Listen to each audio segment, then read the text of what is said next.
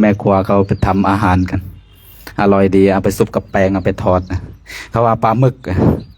กอินเดียนะอันนี้ก่อนที่เราจะเตรียมความพร้อมกันนะครับพร้อมกันเราจะกราบพระไหว้พระกันเดี๋ยววันนี้เราจะเดินทางข้ามแม่น้ำอะไรลืมแล้วเมื่อกี้แสงอรุณบอกแม่น้ำกันดักสะพานนั้นมันเป็นสะพาน2 เส้นหนึ่งเขาทำยังไม่เสร็จเส้นหนึ่งเสร็จปีนั้นผมนั่งรถ10 ล้อรถมันไปติดอยู่ระหว่างสะพานนั้นผมกลัวผมนั่งอยู่บนรถ10 ล้อสะพานมันโยกกลัวสะพานมันจะพังลงไปถ้าพังลงไปก็น่าจะไม่มีรัศมีวันนี้แล้วน่าจะไม่เห็นรัศมีมันติดเยอะมากปีนั้นนะเป็นชั่วโมงนะอยู่ที่สะพานนะเดี๋ยวเราเดินวันนี้เราจะเห็นมันเป็นยังไงกันหรือว่าเขาทำเสร็จแล้วว่างอีกเส้นหนึ่งนะก็ไม่รู้เหมือนกันเดี๋ยวไปดูกันเนาะคงจะพร้อมกันแล้วเนาะเอาอย่างนี้ทุกวันเด้อพระคุณเจ้าเนาะถ้าผมสาก็เรียกผมด้วยครับเดินนั่งคุกเข่าครับเดินเราจะกราบพระรัตนตรัยดังพร้อมกันแล้วเรากราบ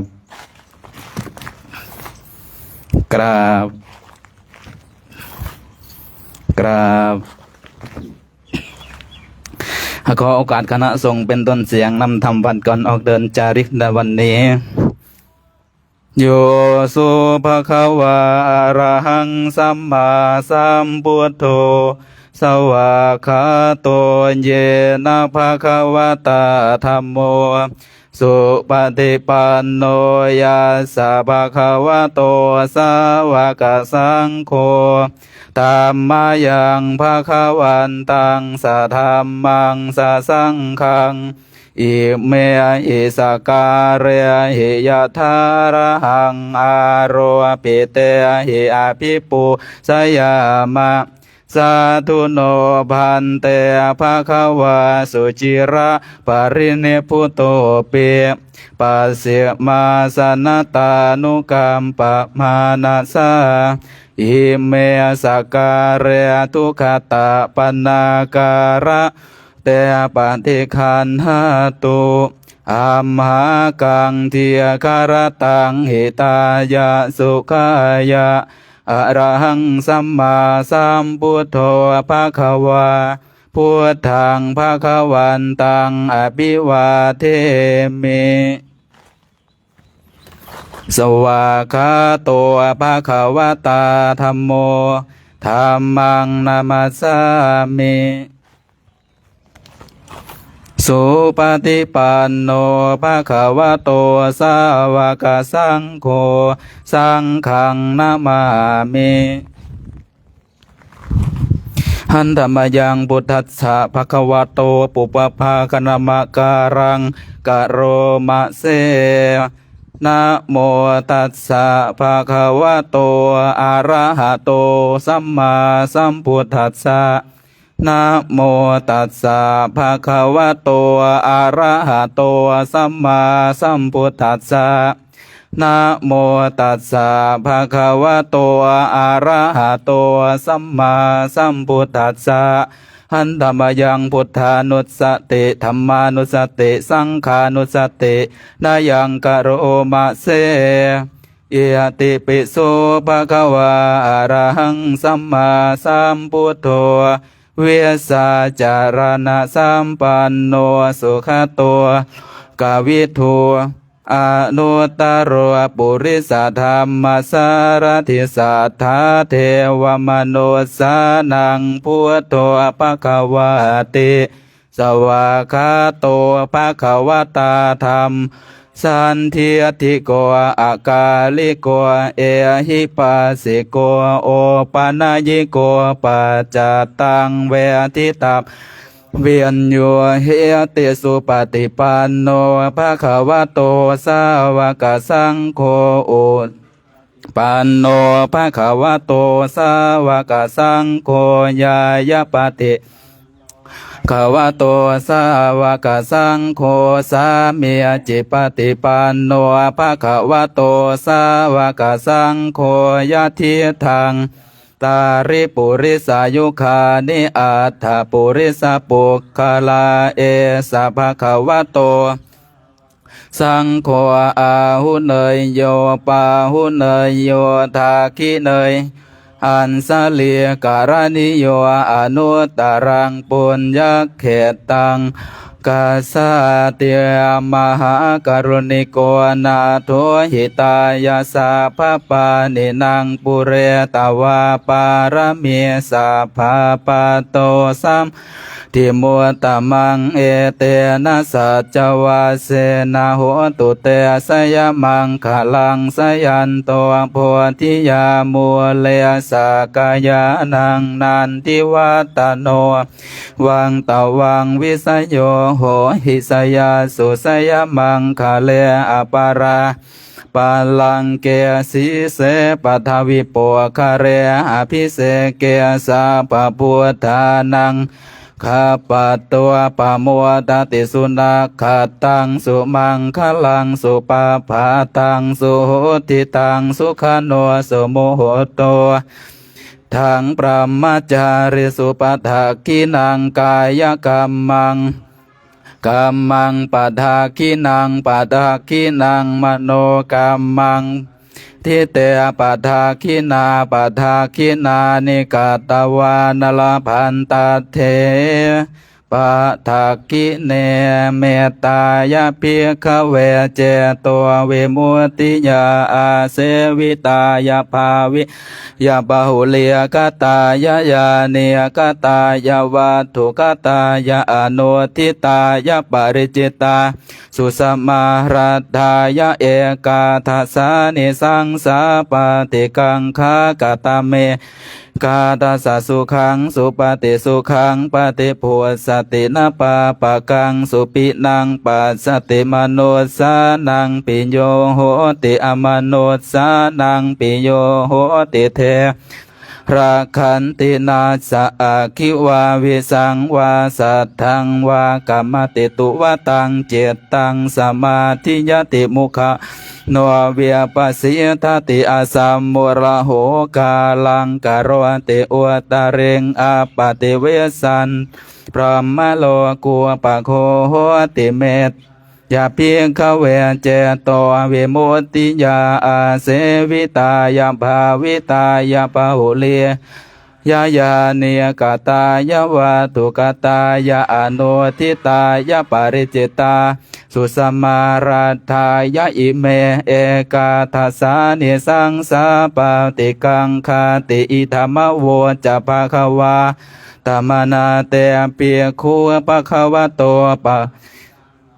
หันทุนติอภวตุสาพมังคลังราคันตุสาพเทวตาสาพพุทธานุภาเวนัสทธาโสติปวันตุเตอภวตุสาพมังขันตุสัพพเทวตาสัพพธรรมานุภาเวนัสทธาโสติปวันตุเตปวตุสัพพมังรักขันตุสัพพเทวตาสัพพสังฆานุภาเวนัสทธาโสติปวันตุเตหันตัมยังเมตตาปรนังกโรมาเสสัพเพสัตตาอเวราหุนตุขอสรรพสัตว์ทั้งหลายทั้งปวงที่เป็นเพื่อนทุกข์เกิดแก่เจ็บตายด้วยกันทั้งหมดทั้งสิ้นจงเป็นสุขเถิดอย่าได้มีเวรต่อกันและกันเลยอาพยาปัสสาโหนตุจงเป็นสุขเถิดพยาบาทเบียดเบียนซึ่งกันและกันเลยอานิคาโหนตุจงเป็นสุขเถิดอย่าได้มีความทุกข์กายทุกข์ใจเลยสัวเกียอาตานังปริหารันตุจงมีแต่ความสุขกายสุขใจรักษาตนให้รอดพ้นจากทุกโทษเวรภัยอันตรายทั้งปวงจงทุกทั่วหน้าเถิดกะตังปุญญาภาลังไมสัพเพภาเคียพวันตุเตขอสรรพสัตว์ทั้งหลายทั้งปวงเหล่านั้นจงเป็นผู้มีส่วนได้เสวยผลบุญ ที่ข้าพระเจ้าทั้งหลายได้บำเพ็ญแล้วนี้เถิดเดี๋ยวกราบพระพร้อมกันอรหังสัมมาสัมพุทโธภะคะวาพุทธังภะคะวันตังอภิวาเทมิสวากขาโตภะคะวตาธัมโมธัมมังนัมมัสสามิสุปฏิปันโนภะคะวะโตสาวกสังโฆสังฆังนะมามิมาตาเปโตกรุณังอหังวันทามิครูอุปสาอาจาริยาครูนังอหังวันทามิน้อมจิตน้อมใจกราบคุณครูบาอาจารย์3 ครั้งพร้อมกันกราบกราบกราบครับสาธุนิมนต์ครับเอาสัมภาระขึ้นแล้วทยอยเดินกันไปตั้งแถวนู้นประตูทางออกนั่นครับทางที่เราเข้ามาเมื่อวานนี้นะครับไม่ไกล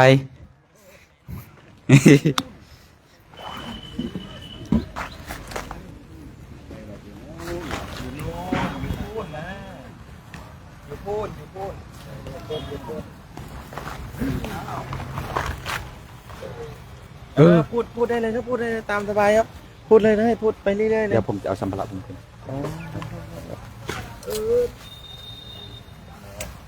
ไม่พูดผมปิดนะ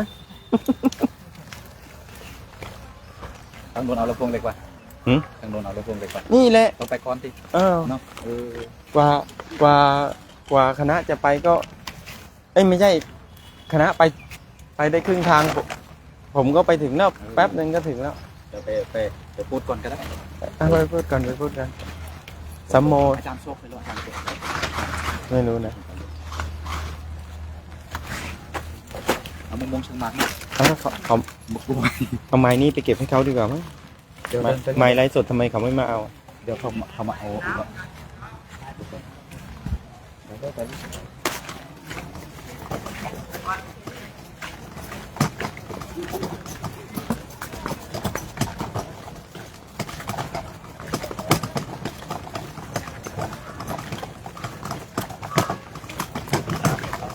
้วเรียบร้อยแล้วครับนะครับนิมนต์ครับไปครับ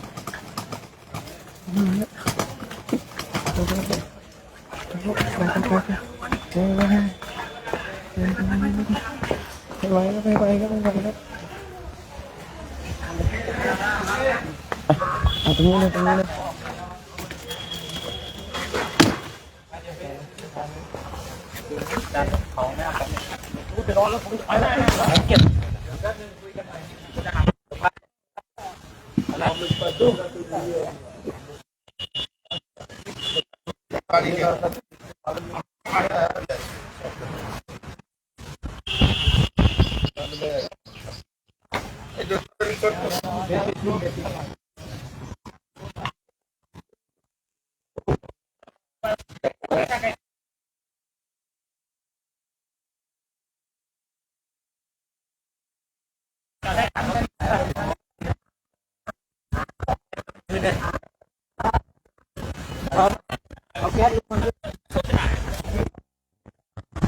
แถวกันนี่กำลัง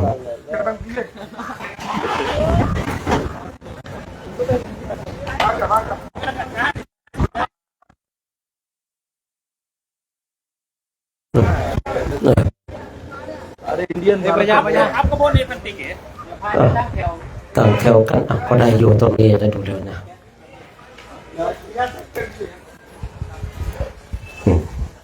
เดินเคลียร์ว่ากันไปชีวิตนะชีวิตไม่สิ้นก็ดิ้นกันไปชีวิตจะมีมาม่ากระซ่าได้ทุกวันนะชีวิตเราก็แบบนี้แหละในชีวิตของเราเป็นชีวิตที่มาศึกษามาค้นคว้ามาเรียนรู้มาทำความเข้าใจนะซึ่งวันนี้เราก็จะได้ออกเดินทางต่อนะมุ่งหน้าสู่กุ กุสินารานะมีฮะหมด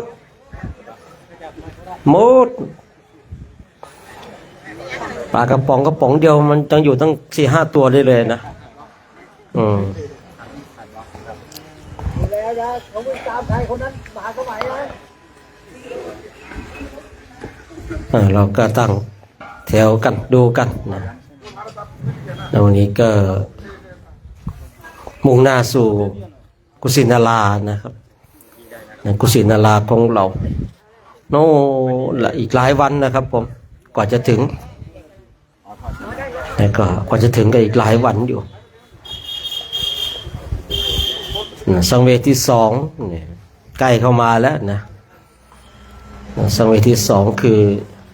สถานที่ปรินิพพานเนี่ยเราก็จะเข้าสู่สังเวชที่2กันสังเวชที่1พุทธคยาเนาะสังเวชที่3ที่ตามโปรแกรมของเราคือดุลพินีนะสังเวชที่4คือพระราณสีที่พระเจ้าแสดงพระธรรมจักรเนี่ยของเรานี่ก็ถ้าเรียงตามลำดับก็อะไรรู้ตายเกิดแสดงเนี่ย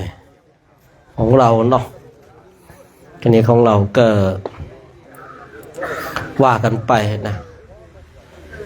วันนี้เราเกิดมาพักที่วัดไทยเกษริยาเนาะซึ่งตรงจุดนี้เองก็มีพระเดชพระคุณหลวงพ่อฉลองต่อกูดูแลอยู่นะครับผมในบางปีเราก็ได้มาพักที่นี่นะครับบางปีเราก็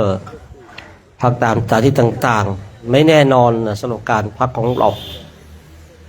พักตรงไหนก็ได้เนาะห้ามพักใกล้คนหลายใจมีสโลแกนเดียวนะพักตรงไหนก็ได้แต่ห้ามพักใกล้คนหลายใจและคุยมันง่ามนะแล้วว่าไงกลุ่มหนึ่ง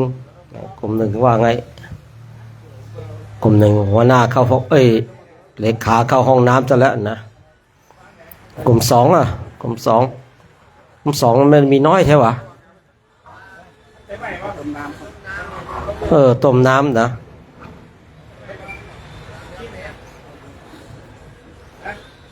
ต้มน้ำกลุ่ม2คุณพี่ด้าเนี่ยให้นายต้มน้ำหน่อยนะพี่เติมไหมไม่ให้เน้นมิกไปต้มน้ำไปช่วยยกถุงบิ๊กแบ็คไหวอะไรจุดเตาแก๊สติดหรือเปล่าก็ไม่รู้นะไม่ให้เน้นมิกนั่นไปให้ยังใครให้ตัวน้อยๆนะบางทีเอาไปนะเมื่อวานก็ค้ำมาต้มน้ำนั่งเฝ้าน้ำกันเตาแก๊สก็ไปจุดนะน้ำคงจะร้อนได้เนาะผมทำไมนั่งเฝ้าเตาไม่จุดนะครับนะกลุ่มอะไรไม่รู้เมื่อวานนะกลุ่มหนึ่งอีกแล้วใช้กระสินไฟอย่างเดียวเลยน้ำต้มน้ำทำไมต้มน้ำไม่จุดล่ะนั่งเฝ้าตั้งแต่มาถึงแล้วว่างั้นนะว่ากันไปนะเอาละเนาะคงจะพร้อมแล้วเนาะเดี๋ยวเราฟังโอวาทจากหลวงพ่อกันเนาะ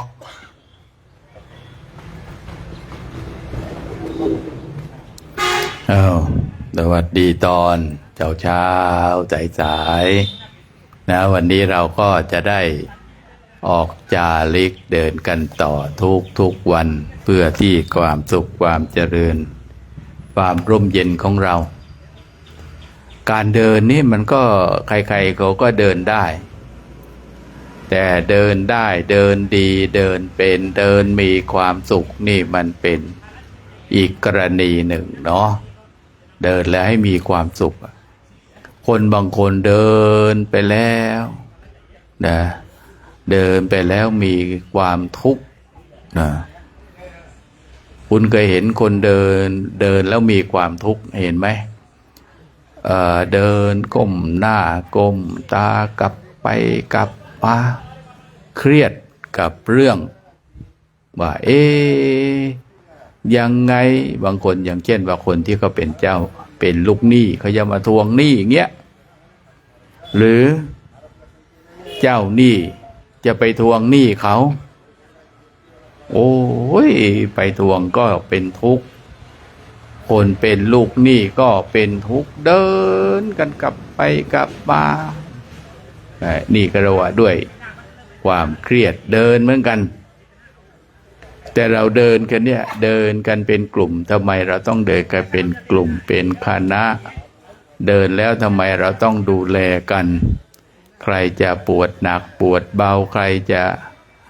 ป่วยหรือยังไงเนี่ยเราก็ช่วยเหลือกันเนี่ยก็เรียกว่าเดินแล้วให้เกิดความสงบเดินแล้วให้มีจิตเมตตาผู้ที่เดินแล้วนะเดินแล้วไม่ได้เดินไปด้วยความโกรธไปด้วยความโลภไปด้วยความหลงเนี่ยถ้าเดินไปด้วยความหลงพระคุณเจ้าเดินไปก็คิดเมื่อไรเนาะมันจะถึง31 มีนาสมมุตินะเดินไปเมื่อไรอย่างเงี้ยเขาเรียกว่าเดินไปด้วยแบกทุกข์ไปด้วยนะแล้วว่าของที่เราใส่ไปว่าหนักก็ไม่หนักเท่ากับว่าเราเดินแบกทุกข์ทางใจ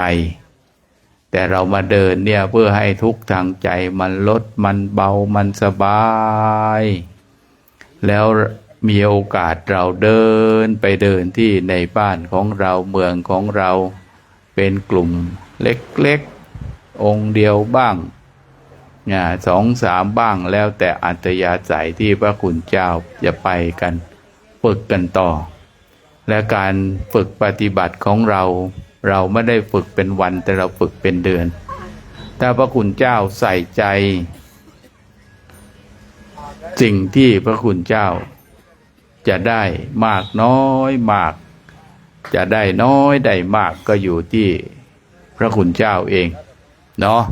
ให้พระคุณเจ้าเนี่ยก้าวทุกก้าวมีพระพุทธเจ้าอยู่ในใจเดินไปกำหนดไปรู้อริยบทเห็นอริยบทจนถึงที่สุดแล้วเนี่ยให้อริยบทนั้นเป็นผู้ฝึกจิตของเราให้สงบร่มเย็นนะก็ขออำนวยอวยใจให้พระคุณเจ้าทุกรูปทุกองค์ทุกท่านมีความสุขความสงบความร่มเย็นในธรรมขององค์สมเด็จพระสัมมาสัมพุทธเจ้าด้วยเถิด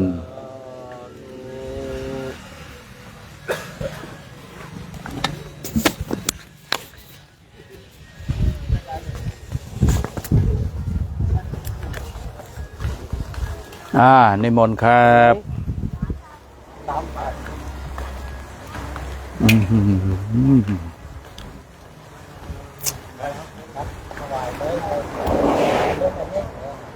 ยืนเลยยืนเลยทางข้าวเดิน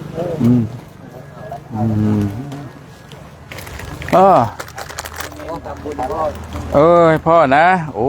ยอีกแล้วกี่อันดิ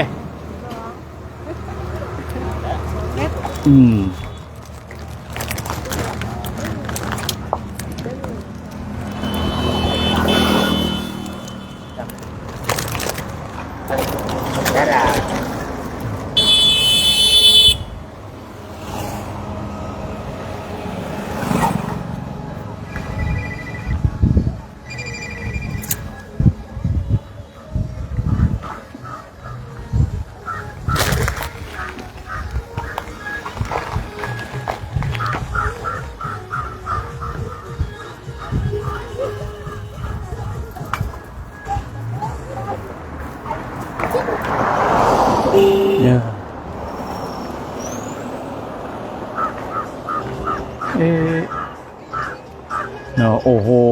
หมดแล้วสิน่ะเมื่อวานเขาเห็นต้นแดงๆนะเขาเล็งกันมาแล้วพวกนี้ไม่ได้นะเห็นแต่เห็นยอดแดงๆแล้วก็เอาแล้วคำมั่นร่ำรวยสั่งจอดแล้ว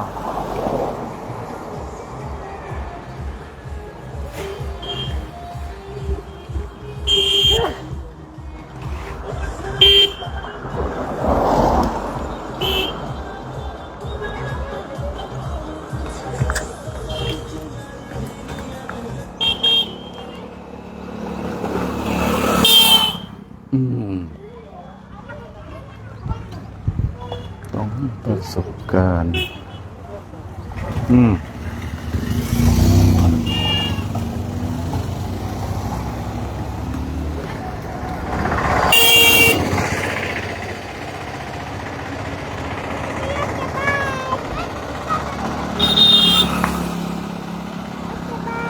บายบาย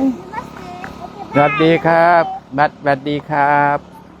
มัดเตมัดเตมัดเต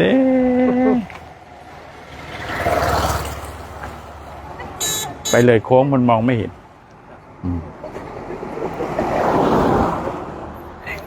ให้เห็นรถมาทางโน้นครับ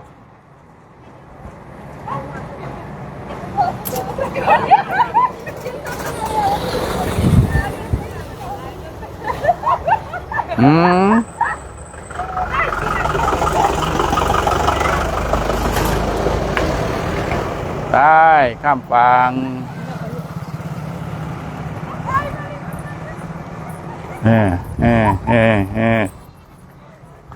โอ้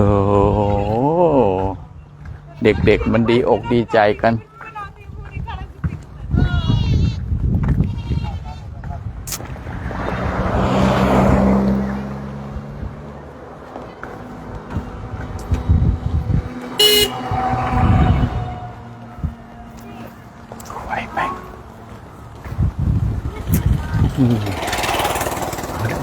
มาแล้ว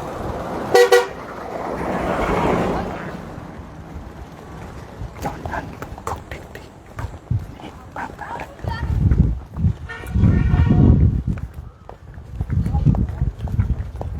เดือนมีนา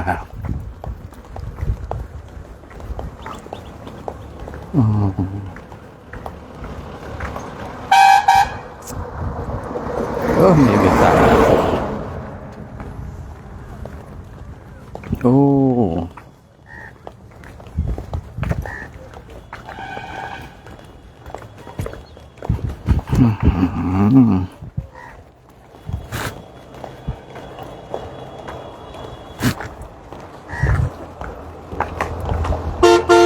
คือ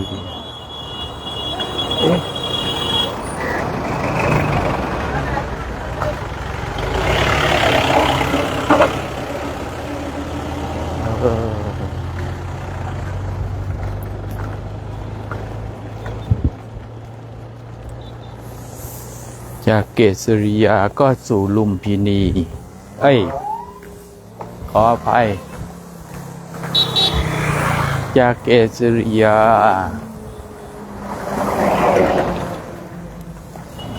ก็สู่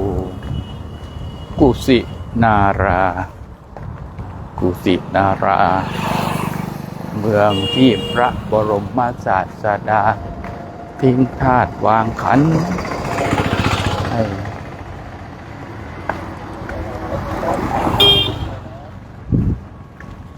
ทิ้งธาตุวางขันธ์เป็นเรื่องปกติของสังขารที่อุบัติเกิดขึ้นมาในโลกนี้ย่อมเสื่อมสลายบุบสลายไปเป็นธรรมดาตั้งอยู่ดับไปเปลี่ยนแปลงทีนี้สังขารของเรายังมีวัฏฏะที่ยังต้องมุ่งหมายต้องการเดิน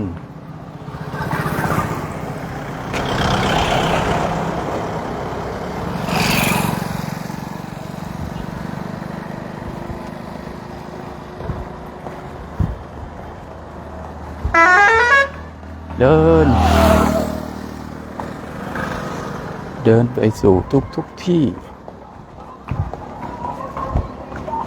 ที่เราพอจะพาเดินไปในวัฏฏะคือกรรมสังขารพาไปสังขารปรุงแต่งมีการเกิดไม่มีการปรุงแต่งก็ไม่มีการเกิด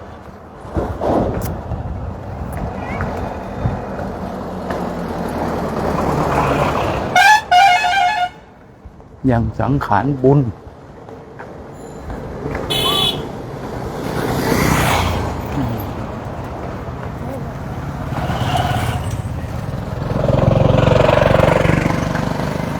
บุญกำลังจะเป็น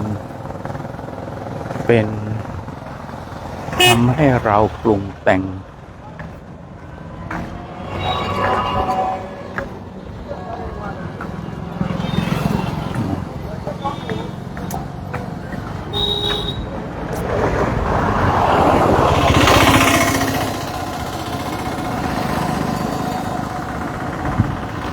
บุญนี่นะ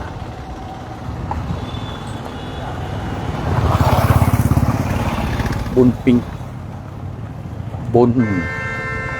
รุงแต่งมนุษย์ปรุงแต่งบุญก็คือเราทำบุญมาก็กลับมาอีกชาติมันก็มาเกิดแบบเดียวแต่ละผู้แต่ละคนก็ถูกตกแต่งด้วยสังขารร่างกายหน้าตา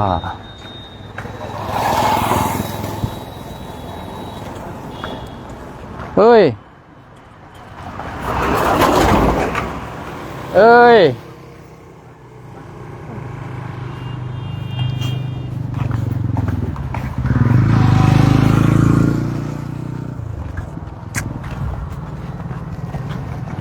กลับบ้านอย่างไรหนุ่มอย่าไปตาม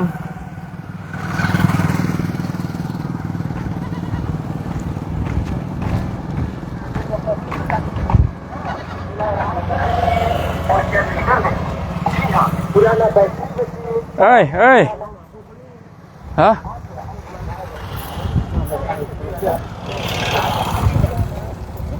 เฮ้ยเฮ้ยเฮ้ย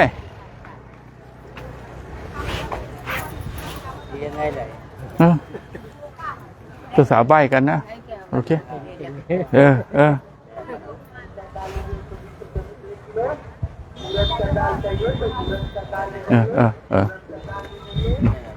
โอเค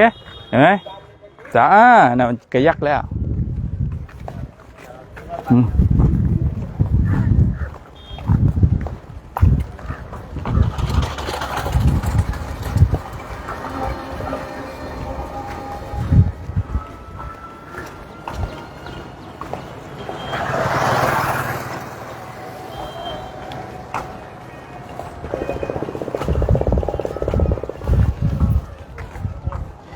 เมื่อกี้คุยกับคนท้องถิ่นด้วยภาษาเทพนะ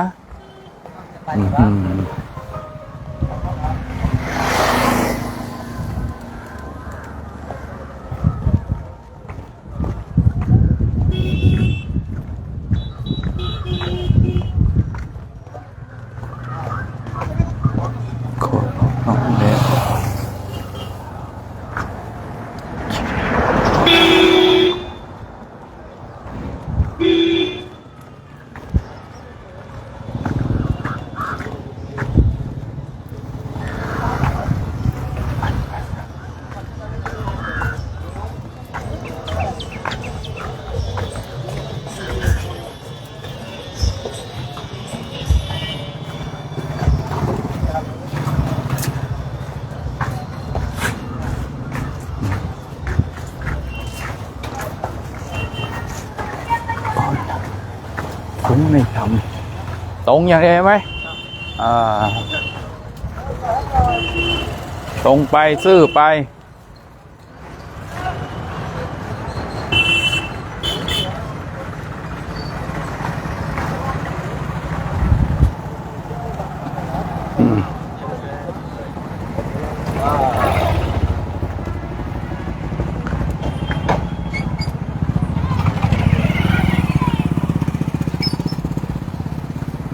ไป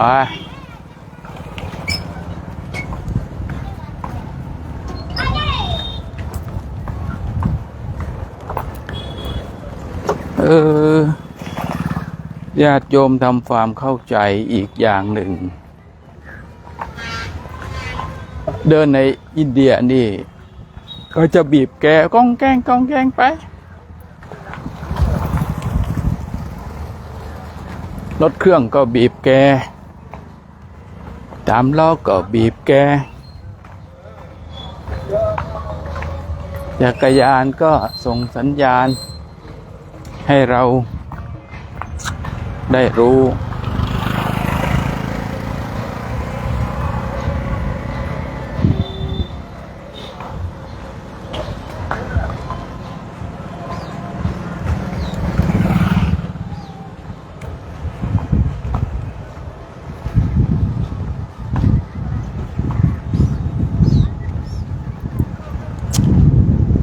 แต่อุบัติเหตุนี่จริงๆนะอุบัติเหตุมีน้อยนะ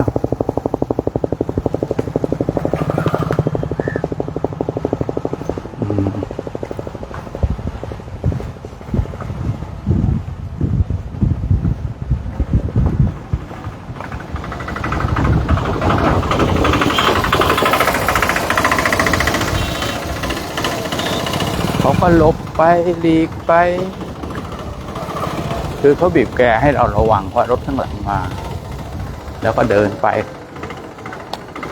ส่วนการหลบนั้นเป็นหน้าที่ของรถไม่ใช่หน้าที่ของผู้เดิน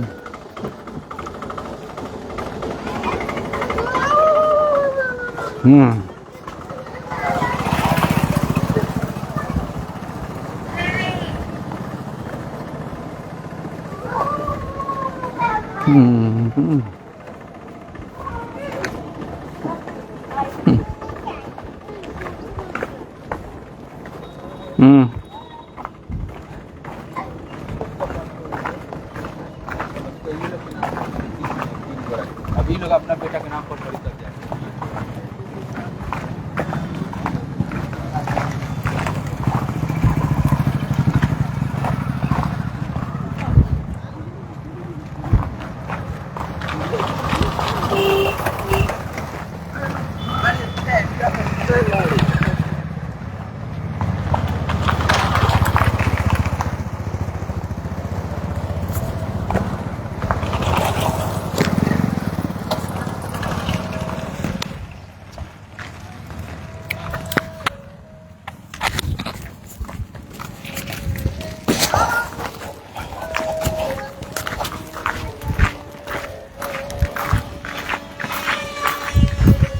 ตอนนี้ญาติโยมก็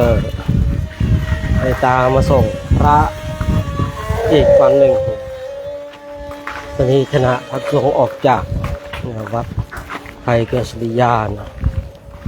จุดหมายต่อไปคือกุสินาราซึ่งเป็นสถานที่พระพุทธเจ้าเข้าสู่พระปรินิพพานถ้าเราได้ศึกษาได้ยินได้ฟังโป่งพระสมณสังขารที่ประวานจะดีนะแล้วก็เข้าสู่พระปรินิพพานที่กุสินาราตอนนี้เราก็กำลังเดินตามรอยพระพุทธเจ้าอย่างแท้จริงคือการเดินตามรอยพระเจ้าอย่างแท้จริงก็ไม่ใช่เรื่องยากแต่สิ่งที่เรื่องยากคือการที่เราจะนำหลักธรรมคำสอนมาปฏิบัตินี่แหละเพราะว่า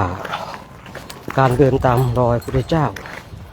เฉพาะจะเดินตามรอยเฉพาะกายเนื้อมันไม่ใช่เรื่องยากเลยแต่สิ่งที่ยากคือการที่เราศึกษาแล้วจะนำหลักธรรมมาฝึกนำมาปฏิบัตินี่แหละนี่คือสาระสำคัญเราก็ทั้งหลายก็เลยได้เห็นภาพของพระเดินภายนอกกายในภายนอกเดินกันไปภายในก็ทำวัดสวดมนต์เจริญธรรมกรรมฐานการทำเช่นนี้เพื่อที่จะเดินตามรอยพุทธเจ้าทางด้านจิตวิญญาณ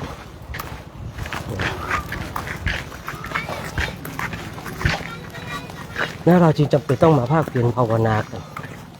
มาฝึกฝนมาอบรมกันแต่คณะพระสุสงฆ์ท่านก็ทำหน้าที่ของท่านกันญาติโยมก็ทำหน้าที่ของญาติโยมก็ทำหน้าที่อย่างดีแล้วคณะพระสงฆ์ก็ทำหน้าที่ของตนเองอย่างดีตัวเจอที่3ก็ตื่นมาทำวัดสวดมนต์ ฉันข้าวอิ่มออกเดินอีกแล้วเนี่ยเดินไปท่องเป็นแถวเป็นแนว เดินกันไปก็ล้อกันไปมีอะไรก็ช่วยเหลือเพื่อคูณอนุเคราะห์สงเคราะห์ซึ่งกันและกันนะคือเราจะไม่ทิ้งใครไว้ข้างหลังมีอะไรเราก็ช่วยกันญาติโยมเหมือนกับญาติโยมช่วยพระภิกษุสงฆ์นี่ให้มาถึงประเทศอินเดียเหมือนกับญาติโยมคอยอุปถัมภ์อุปถัมภ์พระภิกษุสงฆ์พระภิกษุสงฆ์เองก็คอยช่วยเหลือเกื้อกูลกันเท่าที่จะทำได้ตามกำลังและความสามารถของท่านเนาะในการเดินเข้าสู่กุศินาราถ้านั่งรถกับแป๊บเดียวนะของเรานี่ก็คงใช้ระยะเวลาวันนี้27 28 1 2 3ประมาณ 4-5 วันนะ5-6 วันนะกว่าจะถึงกุศินารานะประมาณ 5-6 วันกว่าจะถึงที่โน่นเนาะในช่วงที่เรายังไม่ถึงเนี่ยเราก็พักช่วงนี้จะหมดเขตของวัดละวัดก็จะหาไม่เจอมีแต่เทวาลัยนี่เขาก็เป็นสถานที่ประกอบศาสนาอันนี้ก็พักลำบากถึงแม้ว่าบางทีก็เป็นลานกว้างก็ลำบากเพราะอะไรเพราะว่าคือบางทีไข่เขาไม่ให้เข้าใกล้เทวาลัยเขาเลยนะไม่ต้องคุยถึงสิ่งอื่นเพียงแต่ไข่นี่ก็ไม่ให้เข้าใกล้มันก็เลยมีขีดจำกัดทางเลือกสุดท้ายของเราคือเราโรงเรียนทีนี้โรงเรียนเนี่ยบางทีก็เล็กบ้างใหญ่บ้างบางทีเนี่ยห้องเล็กๆนักเรียนเนี่ยเป็นร้อยเนี่ยเยอะมากเลยในแต่ละหมู่บ้านก็จะมีเด็กนักเรียนมีโรงเรียนเล็กบ้างใหญ่บ้างก็แล้วแต่นะ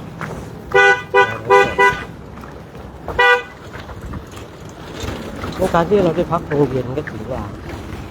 เป็นสถานที่เพียงแต่ว่าไว้ปักกบกลางเต็นท์มาเสพคนเท่านั้นเองนะเพื่อพูดชั่วคราวถามว่าทำไมไม่นั่งรถช่วงเวลาเราก็พาท่านเดินตามรอยพระเจ้าญาติโยมเนาะคือบางอย่างนี่นั่งรถเลยมันก็ดีนะแต่ว่าเราก็บางอย่างเราก็เดินเท่าที่จะเดินได้ไม่ใช่ว่าการนั่งรถมันดีนะเดี๋ยวเราก็เดินไปภาวนาไปไปถึงจุดหมายปลายทางแล้วก็ภาวนาทำวัดสวดมนต์ไปถึงจุดที่สำคัญที่เกี่ยวกับพุทธศาสนาเราก็ทำวัดสวดมนต์บำเพ็ญธรรมกรรมฐานกันอันนี้ก็เป็นหัวใจหลักของโครงการเราโครงการเรานี่ก็พูดง่ายๆว่าวัดสวดมนต์ก็ไม่ขาดเจริญธรรมกรรมฐานก็ไม่ขาดข้อวัดปฏิบัติเราก็ยังมีนะ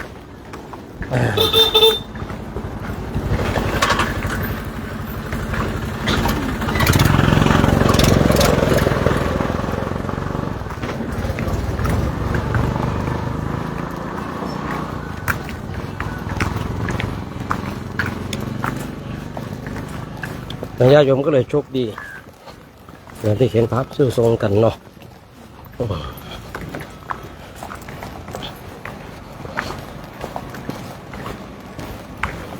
มีโยมบอกว่าวันนี้สัญญาณดีชัดเจนใช่เอาแน่นอนไปแล้วนี่เมื่อคืนอาตมาโพสต์รูปของวันที่26เนาะยังโพสต์ไม่เสร็จเลยญาติโยมนะทั้งคืนนะหรือว่ามันโพสต์เสร็จแล้วไม่รู้นะแต่มันไม่ขึ้นหน้าฟีดของอาตมาเลยคือรูปที่เดินกันเมื่อวานเนี้ยโพสต์ไปแต่ว่าคืนก็คือเห็นจิตเห็นใจโพสต์ให้เสร็จแล้วก็กินยาแล้วก็หลับไปหลับมาตื่นมาเลื่อนหน้าฟีดดูก็ไม่เห็นมี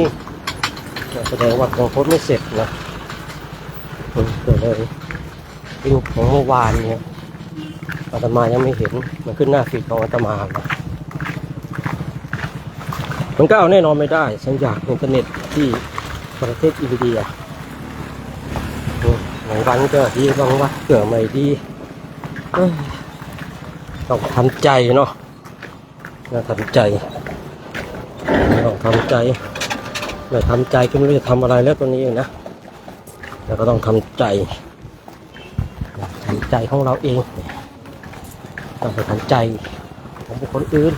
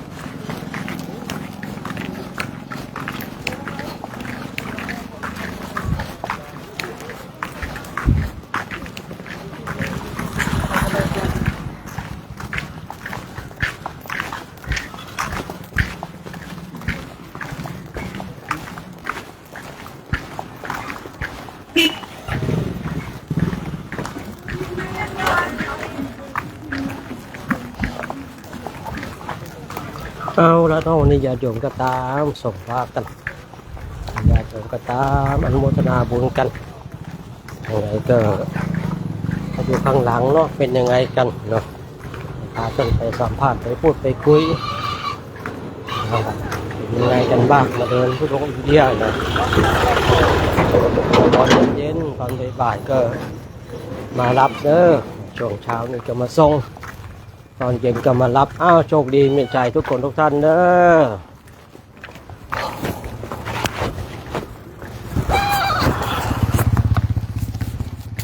เอ้าไปสภาพก็เป็นยังไงบ้างมาอีกเดียว ครับผม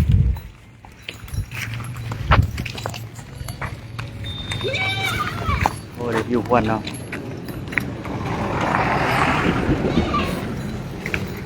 สาธุเจริญพรญาติโยมเนาะเป็นภาพบรรยากาศที่เก่าคือเดิมคือเก่าเช่นเคยเนาะ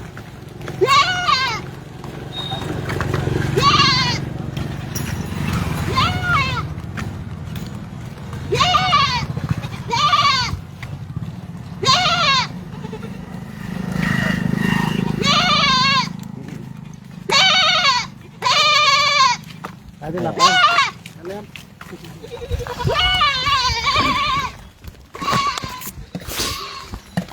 เอาค่ะญาติโยมเนี่ยเป็นยังได้มาอินเดีย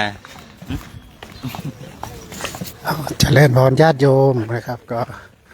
วันนี้ก็เริ่มออกเดินทางเนาะสังเวยที่สองเนาะอาจารย์เนาะแต่ว่าเราก็ได้ไปสถานที่สำคัญหลายที่นะครับผมก็เพิ่งเป็นครั้งแรกนะครับที่ได้มาที่อินเดียก็ตื่นเต้นนะครับแล้วก็ดีใจภูมิใจทุกเส้นทางที่เราเดินนะครับเดินตามครูบาอาจารย์เนาะก็ถือว่าทำให้เราได้มีความรู้แล้วก็ยังศรัทธาในพุทธศาสนานะครับนี่แหละที่สำคัญอย่างมากเลยนะครับก็เป็นความโชคดีมากๆนะครับที่เราได้มาบวชที่นี่เนาะแต่เส้นทางนะครับเส้นทางขนาดว่าเราซ้อมมาดีแล้วที่ประเทศไทยแต่พอมาที่นี่ก็คือคนละอารมณ์อาจารย์เนาะไม่ว่าจะเป็นสภาพของบรรยากาศนะครับเรื่องของฝุ่นเรื่องของอะไรเงี้ยที่นี่โอ้โหก็ถ้าใครไม่มาเดินก็ไม่รู้นะครับก็แต่สิ่งที่สำคัญที่ได้มากกว่าเรื่องอื่นนะครับก็คือเรื่องของที่เราเขาเรียกว่ายังนะครับยังศรัทธานะครับมีเพิ่มความศรัทธาแล้วก็ยังศรัทธาในพุทธศาสนาที่เรามาเห็นสถานที่จริงได้เรียนรู้เรื่องราวจริงๆจากครูบาอาจารย์นะครับก็ทำให้เรานะครับก็อย่าลืมนะครับญาติโยมทางบ้านก็ยังเหมือนเดิมนะครับก็จะฝากนะครับเข้ามาแล้วเลื่อนมาเจอแล้วนะครับฝากอนุโมทนาบุญร่วมกันนะครับฝากกดไลค์กดแชร์นะครับเป็นสะพานบุญนะครับว่าจะแชร์เรื่องราวดีๆนะครับของคณะเรานะครับว่าเขาทำอะไรกันเขาเดินเพื่ออะไรนะครับเพราะนั้นแต่ละสถานที่นะครับจะมีไลฟ์สดอย่างเงี้ยให้เราได้เรียนรู้ไปพร้อมๆกันด้วยนะครับเพราะฉะนั้นฝากญาติโยมด้วยนะครับรอใครที่เข้ามาแล้วก็ขอให้ทุกท่านนะครับมีความสุขนะครับมีสุขภาพแข็งแรงนะครับแล้วก็ร่ำรวยเงินทองเยอะๆนะครับคนบุญนี่เข้ามาเจอแล้วก็เข้ามาแชร์นะครับเรื่องราวดีๆนี้เป็นสะพานบุญร่วมกันนะ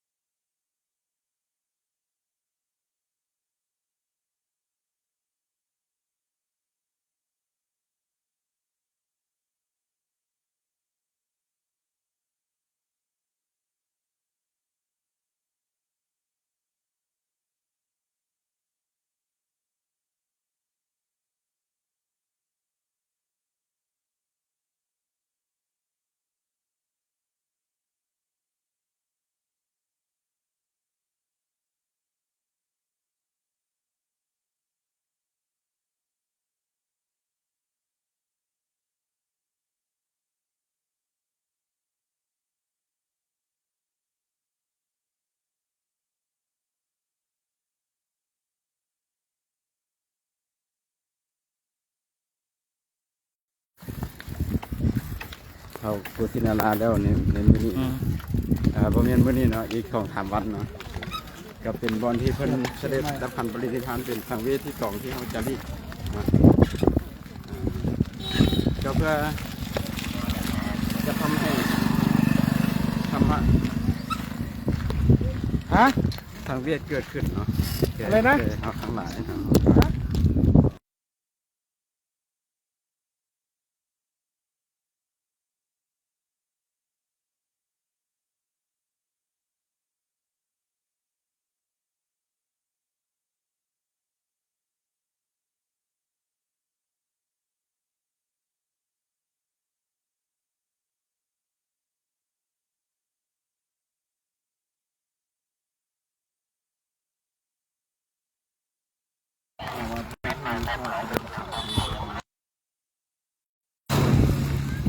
น่าจะหลวมครับ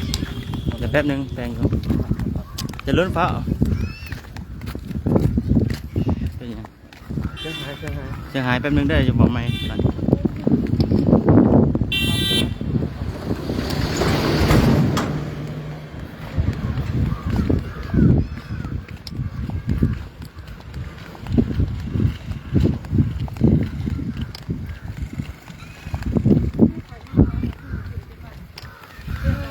มันเป็นยังมันเป็นยังไงดิมันเป็นยังเอาแล้วไม่ไปไหน ไม่ยังเดี๋ยวสัมผัสไว้เด้อแป๊บนึงแดงยังไม่ปิดอาจารย์บอกให้สัมภาษณ์ก่อนว่าเดี๋ยวไม่ได้นะโอ้น่าจะแบตหมดนะ เป็นหมดเหรอ แบตใหม่หมด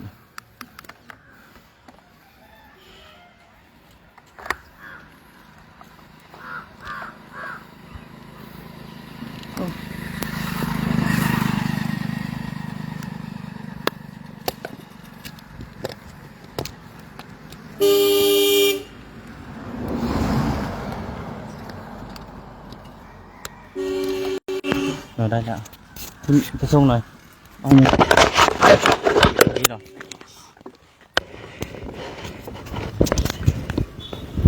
แบตใหม่หมดแล้วจะไปเลยยังไม่ขึ้นเนี่ยอาจารย์อรุณเด้อต่อก็ได้อยู่สาธุเจริญพรญาติโยมเนาะเมื่อกี้ก็ขออภัยเมื่อกี้เสียงหายเนาะเกิดเหตุการณ์เสียงหายนิดนึงเนาะเสียงมาหรือยังครับญาติโยมพิมพ์บอกหน่อยถ้าเสียงมาก็พิมพ์บอกหน่อยเด้อหรือว่าจะกดเลขหนึ่งมาก็ได้รบกวนกดเลขหนึ่งมาเด้อเสียงมายังครับ เสียงมาแล้วนะ น่าจะมาแล้วมันกระตุกแล้วมาแล้วโอเค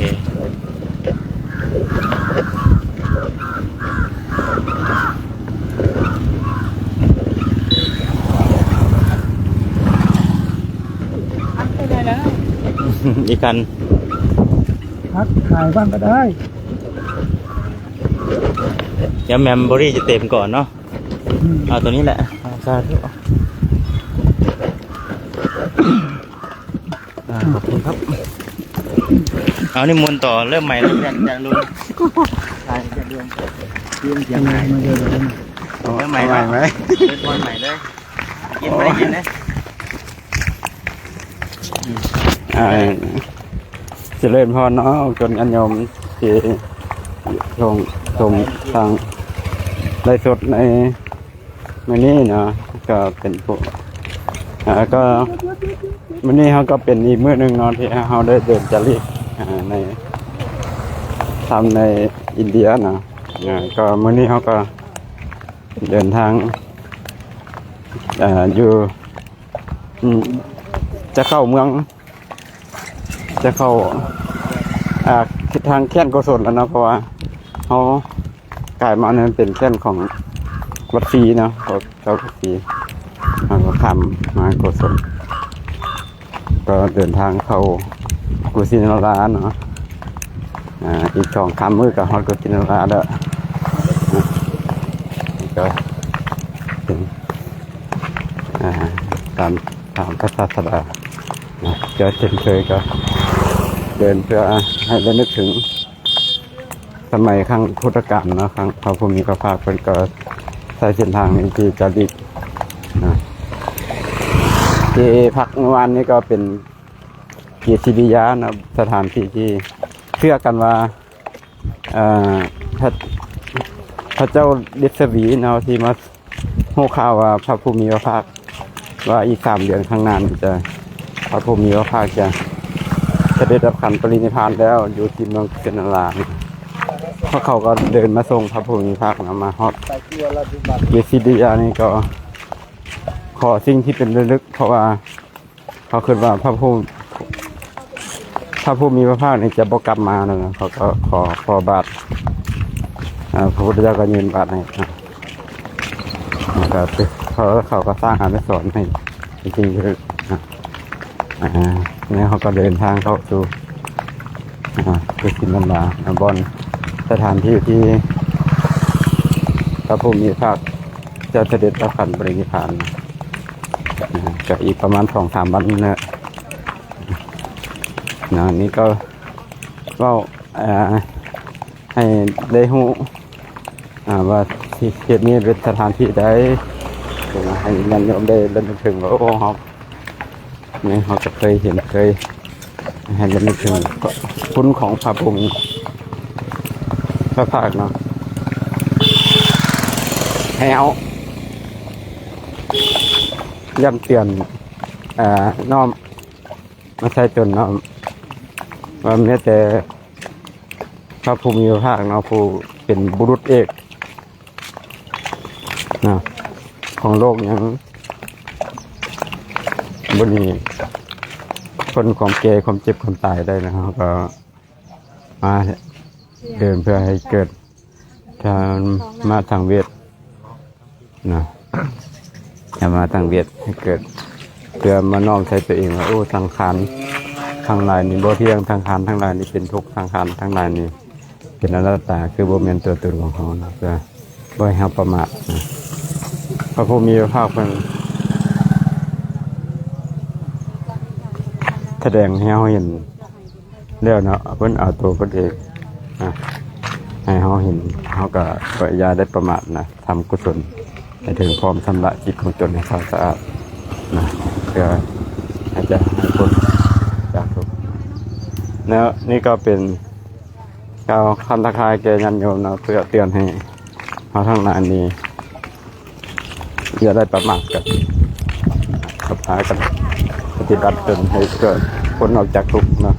ด้วยกันทุกท่านเนาะทุกคนนี้ก็เป็นคำที่เตือนใจให้แก่ญาติโยมได้เอาทั้งหลายเนาะได้พากันเอาไปน้อมใส่ตนประพฤติปฏิบัติเนี่ยก็ขอให้ญาติโยมที่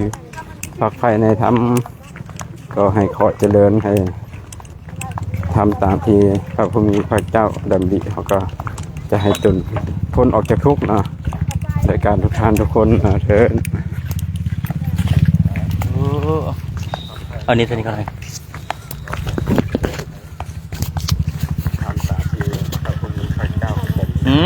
เอาเจอแล้วให้เอกวันนี้เอาขอภาษาจีนนิดนึงเนี่ยราคายันโยมไม่สิว่าเอาจากคนฝรั่งไอ้ยังสัมผัสมาโอ้ยอย่าสัมผัสเนี่ยเขาบอกว่าเป็นคนมองอันนี้ก็นอนไม่สิเปิดได้ได้ประจักษ์บอกภาษาจีนนะใครนี่น่าดีเลยว่าได้ภาษาให้แม่เป็นโอ้ยสาธุสาธุเนาะเอาตามถือให้ชีถือไม้เมื่อไหร่ก็ความคิดเห็นส่วนตัวเหมือนเดิมเนาะใช้วิจารณญาณในการรับฟังและรับชมนะเจ้าค่ะเมื่อวานนี้เนาะเมื่อวานนี้ก็เกิดสภาวะทางใจขึ้นมาตรงสถูปนะคะคิดว่าเราดีก็โชคดีเนาะรู้สึกขอบคุณตัวเองการขอบคุณตัวเองนะขอบคุณได้ทั้งร่างกายเลยไล่มาจากสมองเนาะขอบคุณนะสมองอันน้อยนิดของฉันที่พาฉันออกจากกองทุกข์ อดีตอาจจะทุกข์มากทุกข์น้อยเนาะก็ขอบคุณสมองที่มีความคิดว่าการที่จะออกจากทุกข์ได้นั้นต้องพึ่งพระพุทธศาสนาเนาะในความคิดส่วนตัวก็เลยออกมาบวชก็ขอบคุณสมองนะที่คิดแบบนี้ ต่อไปก็ขอบคุณตานะที่ยังมองเห็นตัวหนังสือสวดมนต์อย่างหนักเช้า ดึกเย็นเนาะ3 เวลาสวดมนต์เนาะ ขันเข้ากันส่วนไหม ก็ขอบคุณตานะที่ยังมองเห็นตัวหนังสือต่อไปก็ขอบคุณบาลัยเนาะขอบคุณบาลัยเนาะที่ยังแบกของหนักได้เนาะบางครั้งก็ได้หนักบ้างไม่หนักบ้างเนาะก็ได้แบกทุกวัน ก็ขอบคุณบาลัยต่อไปก็ขอบคุณจมูก ขอบคุณจมูกนะที่ได้กลิ่นไม่ว่าจะเหม็นจะหอมเนาะ ได้กลิ่นก็ขอบคุณจมูกนะที่เธอยังได้กลิ่นอยู่เนาะบางคนก็พิการทางจมูกเนาะไม่ได้กลิ่นเลยแต่กลิ่นที่มันหอมที่สุดในพระพุทธศาสนาของเราคือกลิ่นศีลนี่หอมฟุ้งไกลเนาะในใครเคยได้กลิ่นศีลมั่งชีก็ไม่เคยได้กลิ่นศีลนะเดี๋ยวพระอาจารย์เล่าให้ฟังว่ากลิ่นศีลเป็นกลิ่นที่หอมที่สุดเนาะหอมไกลด้วย คนที่มีศีลมีธรรมไปที่ไหนก็มีคนหุ้มคนหอมเมื่อสัตว์นี่คือคำพูดของพระอาจารย์เนาะต่อไปขอบคุณปากขอบคุณปากฉันนะที่ยังกินข้าวได้อยู่ สวดมนต์ได้อยู่ แล้วก็ขอบคุณแขน2 ข้างที่พามือมาเคารพนพธรรมกับไหว้พระพุทธพระธรรมพระสงฆ์เนาะขอบคุณมือต่อไปที่ขาดไม่ได้คือขอบคุณเท้าที่สามารถมาเดินจาริกธุดงค์กับพระคุณเจ้าได้ขอบคุณเธอนะที่พาฉันเดินได้ ถ้าไม่มีเธอฉันเดินไม่ได้ก็รู้สึกขอบคุณเมื่อวานเนาะรู้สึกขอบคุณตัวเองขอบคุณให้ทุกอนูเซลล์ของตัวเองที่พาตัวเองออกจากกองทุกข์นั้นถึงแม้ทุกข์มันจะยังเป็นอยู่แต่มันก็ลดลงไม่กล้าเถียงตัวเองว่ามันมากขึ้นมันลดลงเนาะเพราะว่าข้างนอกการเวียนว่ายตายเกิดอยู่ข้างนอกการแข่งแย่งหาอาหารหาปัจจัย4ข้างนอกมันลำบากก็มาพักยกส่วนตัวชีเรียกว่าพักยกขอพักยกข้างนอกไว้ก่อนแล้วเข้ามาในจาริกธุดงค์เนาะเป็นการพักผ่อนในตัวเนาะถึงจะเหนื่อยกายอย่างน้อยใจมันก็ไม่เหนื่อยมันก็เหนื่อยน้อยลงน้อยกว่าอยู่ข้างนอกในความคิดส่วนตัวก็ต้องขอบคุณตัวเองนะที่สามารถพาตัวเองออกมาจากตรงนั้นได้แล้วก็ขอบคุณตัวเองที่สามารถเรียนรู้อะไรต่างๆที่ไม่เคยได้เห็นที่ไม่เคยได้สัมผัสนะคะก็รู้สึกขอบคุณตอนไปอยู่ที่สถูปเนาะเพราะว่าสถูปแบบนี้เราไม่เคยเห็นที่บ้านเรามันไม่มีเนาะที่บ้านเรามันไม่มีแบบนี้ชีไปเห็นชีก็รู้สึกว่าโอ้ขอบคุณหลวงพ่อเด้อขอบคุณหลวงพ่อขอบคุณคณะที่ให้โอกาสชีได้มาจาริกธุดงค์เกิดมาชาติเดียวคนเราได้มาเห็นขนาดนี้ก็ถือว่าได้กำไรในชีวิตปัจจุบันเราทำได้ขนาดนี้ก็ดีแล้วรู้สึกขอบคุณตัวเองเนาะอันนี้ก็คือเป็นความรู้สึกที่ขอบคุณตัวเองแล้วก็คุยกับตัวเองอยู่เสมอว่าทำไมฉันโชคดีจังเลยนะ ที่มันรู้จักพระพุทธศาสนาเนาะทำให้ความทุกข์ที่เป็นอยู่ลดน้อยลงถึงมันจะไม่หมดมันก็ลดน้อยลงค่ะไหนใครเป็นทุกข์มากๆอยากลดลงอยากน้อยลงต้องหาวิธีด้วยตัวเองเนาะถ้าจะเอาวิธีของชีก็เข้ามาในพระพุทธศาสนาของเราเด้อมันจะทำให้ความทุกข์เราลดน้อยลงได้อย่างไรต้องมาพิสูจน์กันเองวันนี้ชีก็สาธุขอส่งไมค์ให้คุณเจ้าสาธุค่ะ เอาเพิ่นมาใหม่เหรอทักทายญาติโยมทางบ้านเนี่ยชื่ออะไรครับมาจากไหนครับมาใหม่เนาะมาใหม่ค่ะขอจับใหม่เลยจากโคราชค่ะค่ะนมัสการนะคะพาทุกลูกแต่ก็แม่ชีด้วยค่ะเพิ่งมาวันนี้ก็ไหวไม่ไหวก็จะสู้ๆค่ะมาเดินตามรอยพระศาสดานะคะค่ะขอให้เพื่อนๆทางบ้านเนาะโมทนาบุญด้วยกันนะคะส่งจิตส่งใจมาโมทนาบุญเดี๋ยวบุญไปฝากนะคะมาเดิน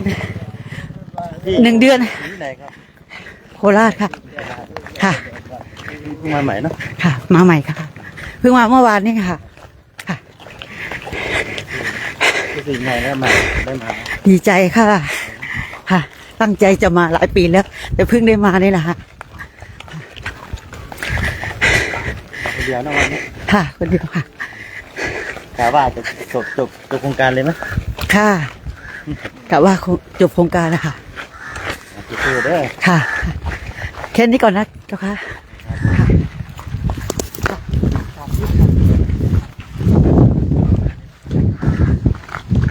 พรุ่งนี้ค่อยสัมภาษณ์ใหม่เนาะ ยังไม่ได้เดินสักวันวันแรกเนาะแล้วก็พรุ่งนี้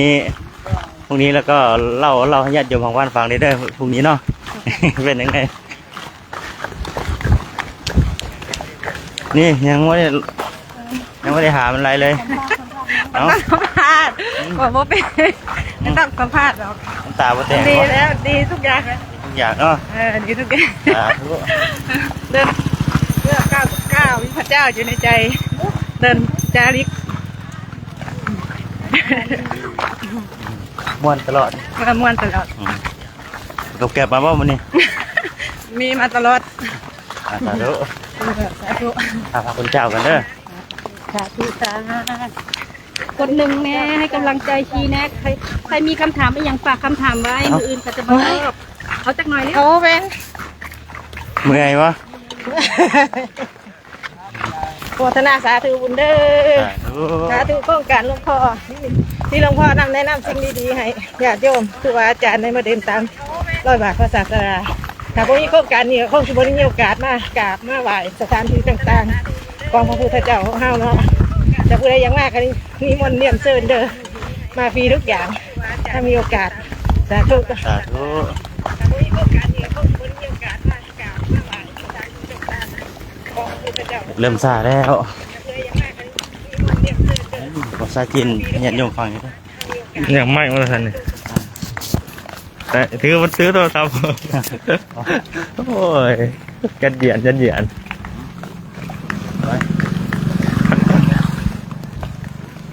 ใช่ละ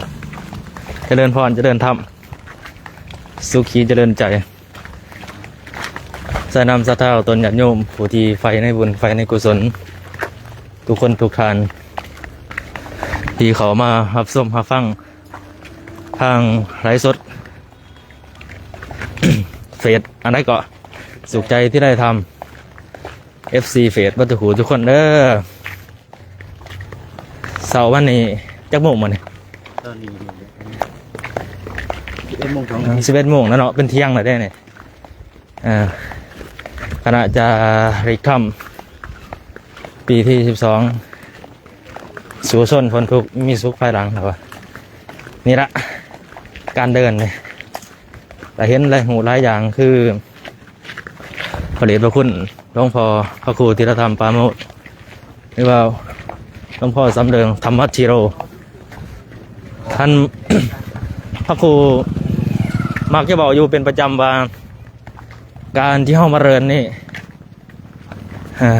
การที่มาเริญที่ประเทศอินเดียนี่มีหลายสิ่งหลายอย่างที่เฮ็ดให้เฮาแปลกหูแปลกตาแปลกใจในนั้นก็คือเพิ่นว่าก้าวทุกก้าวมีพระพุทธเจ้าอยู่ในใจนี่ละก้าวขวาก้าวซ้ายนี่ โมเมนต์ว่า ก้าวไปกำหนดว่าพุทโธพุทโธเลยมิให้เฮาฮู้ว่าเป้าหมายอยู่ในจิตในใจเฮามีพระพุทธพระธรรมพระสงฆ์เป็นสรณะเป็นที่พึ่งแท้บ่นะให้มาทดสอบมาเบิ่งจิตใจตัวเองนี่แหละเป้าหมายหลักๆนี่มันคือการเบิ่งจิตใจตัวเองเพราะว่าสีย่างแดดร้อนฝนตกหนาวอากาศหนาวหรือว่าบ่หนาวก็แล้วแต่อันนี้ล้วนแล้วแต่มาฝึกมาหัดจิตใจตัวเองท่านบ่ฝึกบ่หัดก็บ่ฮู้เด้ว่าความทุกข์ความทุกข์มันจะเป็นอย่างไรเวทนาความสุขความทุกข์มันเกิดอยู่ทุกวันไหนนะ คืออยู่เฮือนอยู่ซ่านเท่านี้ส่วนร้ายเฮาฮู้อยู่ว่ามันเป็นทุกข์แต่บ่เข้าใจวิธีที่จะออกจากทุกข์เพราะว่าความทุกข์ศาสนาพุทธนี่สอนให้ฮู้ทุกข์คือความบ่สบายกายบ่สบายใจให้ฮู้แล้วก็ความทุกข์นี่ทน ทนสภาพบ่ได้เลยเอาตัวญาติโยมญาติโยมทุกคนทุกท่านมันทนบ่ได้เพราะว่ามันเกิดขึ้นมาตั้งอยู่แล้วก็รับไปความรู้สึกอารมณ์ความนึกคิดว่าจะเป็นความสุขก็ดีความทุกข์ก็ดีในแต่ละวันที่เราประสบพบพอทุกสิ่งทุกอย่างล้วนแต่เป็นอนิจจังบ่เที่ยงหมันบ่ท้าวรฉะนั้นต้องมาเฮียนหูเฮียนคือเด็กหน่อย เด็กหน่อยเพราะว่าเขาเกิดมาอายุยังน้อยๆเนี่ยบ่หูบ่ฮับหูยังจิตเขาคือกันอันนี้ซ้อนเดืองจิตอ่ะ มันสิเขามันสิลงดึก เอาเบาเป็นทักทายกันดีซื้อเนาะเอาเรื่องความทำความสุขดิบกันอย่างนี้แหละ อยู่บ้านอยู่เฮือนทางบ้านทางประเทศไทยประเทศลาวพ่อแม่อีพ่อใหญ่อีแม่ใหญ่เฮาท่านทางอีสานก็ได้ท่านทางลาวก็อีพ่อใหญ่อีแม่ใหญ่กันนั่นแหละสบายดีบ่ทุกผู้ทุกคนอยู่เนาะญาติโยมเฮาที่อยู่เฮือนอยู่ทางบ้านอยู่ทางประเทศอินเดียคณะทุรงเฮาก็สุขสบายดีบ่อยู่เพราะว่ามาฝึกร่างกายมาฝึกความอดทนแม้ว่าสภาพร่างกายสิบ่คืออยู่บ้านอยู่เมืองเฮาอยู่ทางประเทศไทยประเทศลาวแต่ว่าอยู่นี่พอแต่จิตใจเฮาแข็งกันเฮามีอะไรก็เอิ้นมีขันติปรมังตะโปติติขาขันติคือตะวะคือความอดทนอดกันเป็นเครื่องเผากิเลสอย่างยิ่งอันนี้สำคัญเอาต้นนั้นโยมแต่เฮามีความอดทนมีวิริยะมีสันทะมีความอุตสาหะมันเพียรจดจ่อเอาใจใส่กับทุกๆวันนี่แหละวันใดก็สำคัญถ้าเฮ็ดดีทำดีก็ทำดีเบาดีคิดดีทำดีวันนั้นถึงสิว่ามีค่าเลิกดีย่ำดีบริสำคัญอยู่ที่วันสำคัญอยู่ที่การกระทำบางคนก็อยากไล่เลิกดีย่ำดีอันนั้นบ่ว่ากันแต่ว่าคันเฮาก็ทำดีมื้อนั้นเบาดีมื้อนั้นคิดดีมื้อนั้นเป็นวันดีของเฮาที่สุดแหละเพราะว่าอันนึงนี่คันว่า ความที่เฮาประสบพอในแต่ละวันแต่เฮามาหัดมาเฮียนมาเบิ่งมันเกิดขึ้นมาอะไรความทุกข์เฮาสิทุกข์เบิดมื้อก็ มันเป็นไปบ่ได้ของตนญาติโยมเพราะว่าความทุกข์นี่มันเกิดขึ้นมาได้มันก็หายไปได้คือกันความสุขคือกันมื้อนึงนี่เฮาต้องสังเกตจิตใจตัวเองมันมีทั้งความสุขความทุกข์ปะปนกันไปฉะนั้นบ่ควรยึดมั่นถือมั่นกับสิ่งที่บ่เที่ยงแท้แน่นอนก็ขอฝากเป็นธรรมะสะเตือนจิตสะกิดใจให้ฮู้ว่าจิตใจเฮาเป็นสิ่งที่สำคัญควรเผาควรรักษาควรดูแลเอาใจใส่คือการเอารักษาดูแลเอาใจใส่จิตใจนั่นแหละคือการเอาศีลเอาธรรมของพระพุทธองค์ไปฝึกหัดปฏิบัติอยู่เฮือนเป็นฆราวาสเป็นพอออกไม่ออกถือศีลหาอันนี้ล่ะก็คือเอาศีลไปปลูกอยู่ในจิตในใจก็สังคมเฮาก็มีความผาสุกขึ้นมาถ้ามีศีลมีธรรมฉะนั้นขอฝากความรักษาจิตรักษาใจปลูกศีลปลูกธรรมให้เกิดขึ้นในจิตในใจสังคมและประเทศชาติบ้านเมืองเฮายังสิน่าอยู่ กะสิบันเท่านี้ละเอาต้นอย่างนู้นเพราะว่าบอกร้านกับเจ็บพ่อเพราะไว้ใส่ให้เด้อผู้ใดเขามาหับซ้อมหับฟังกะจงมีแต่ความสู้ความเจริญคิดสิ่งหนึ่งปรารถนาสิ่งใดที่เป็นไปด้วยสอบประกอบไปด้วยคุณศีลคุณธรรมขอความคิดความปรารถนาเหล่านั้นจงสำเร็จด้วยเถิดก็ขอให้เจริญไปด้วยจตุรพรทั้งสี่คืออายุวันนะสุขะพระสิ่งไหนที่สามารถนำตนให้พ้นจากทุกข์ก็ขอให้ประสบพอกับสิ่งนั้นโดยคืนไว้วันด้วยเถิดสาธุให้บอกว่าทีมก็ฟังบุญเรือสาธุเจริญพรญาติโยมเนาะตอนนี้ก็มือขาบรรยากาศทางกระเด็ดพอใจระยะหนึ่งเนาะ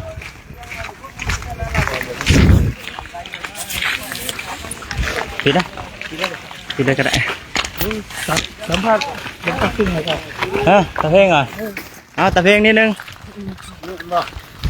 เสียงบ่ดีเสียงบ่ดี อืม เสื้อมือ เป็นยังไงล่ะ บ่ได้บ่ได้คือการนี่คือบ่เป็นไรก็คงอย่าง แล้วตะเพลงอาทายนะนี่ เสียงเฮามันสิบ่ดีบ่เข้าไม่ เอาไว้เนาะ เสียงมันบ่สม่ำเสมอ ผมไม่โหลด เพิ่งเฮายางมันสิหอบมันสิหอบแล้วมันสิบ่ได้ดูเด้อ อาสาธุญาติโยมเนาะกาขออนุญาตขึ้นไล่ไว้สำนีสะกอนเนาะ